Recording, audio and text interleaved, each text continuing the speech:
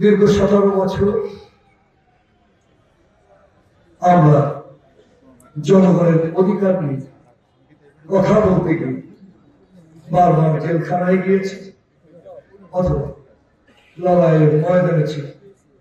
17 বছর পর জনগণের কথা বলার অধিকারকে সকলে মিলে, সকল মুক্তিকামী মানুষ মিলে আমরা অধিকার ফিরিয়ে আনতে পেরেছি।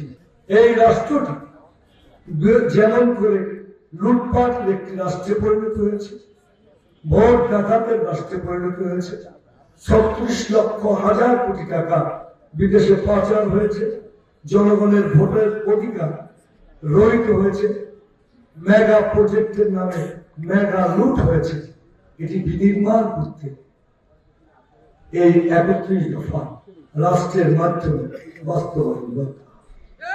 আমরা বসে আছি, এই স্টেজে বসে থাকার যে দৃশ্যটা, আমি মনে করি বাংলাদেশের 20 কোটি মানুষ এই দৃশ্যটা একবার নয় বারবার দেখতে চায়।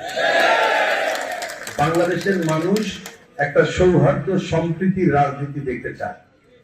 বাংলাদেশের মানুষ মূলত ভালোবাসার রাজনীতি দেখতে চায়।